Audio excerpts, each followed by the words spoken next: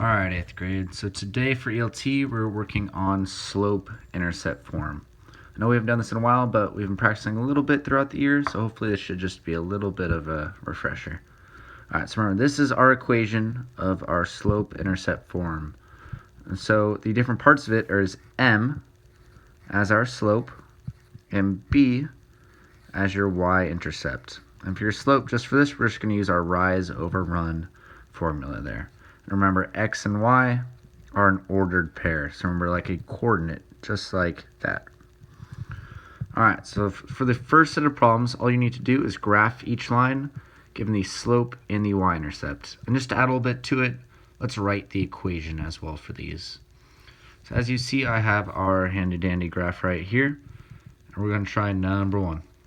So as we see, our slope is 1 over 3. So write as y equals 1 over 3x, and y-intercept is -3, so you subtract 3, and now all we need to do is graph. So we can start at your y-intercept. So we start here and go down 1, 2, and 3, and that can be 1 point, and then remember it's rise over run, so you go up 1 over 3, and you're going to the right here because it's a positive. So that means if it's a negative, you go to the left or down if you're going vertical. Alright, so we go 1 up and over 1, 2, and 3. And making a graph like this is not going to be perfect, but we can do our best. Okay, and put arrows on the end. And voila. There is our linear function line and equation. Alright, so I think most people will be able to handle finishing off the rest of those, so I'm just going to model out a couple more to us, and that'll be it. Alright, so the next thing I'm going to show us is a problem like number 8, because this is a little bit different. This is when you're given the slope and then just the point 2 and 7.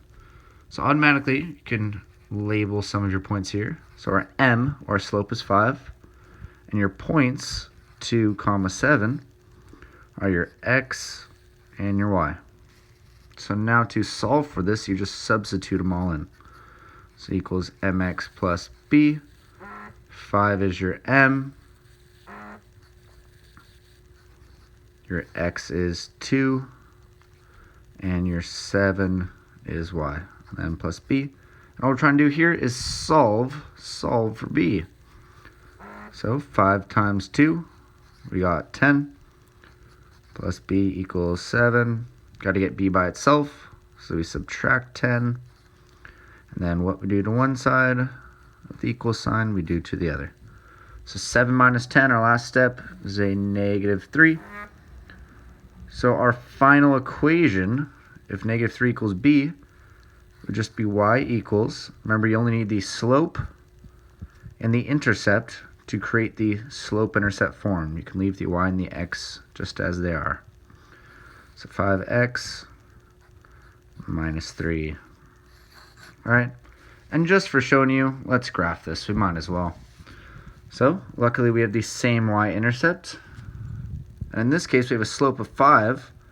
So to make a whole number a fraction, you just put it over 1. So you have your rise and your run.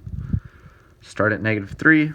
We go up 1, 2, 3, 4, 5, and over 1. So the line, oh wow, I really messed up there, but it's okay. I don't have an eraser, as you can see, but just imagine this line is going through that point.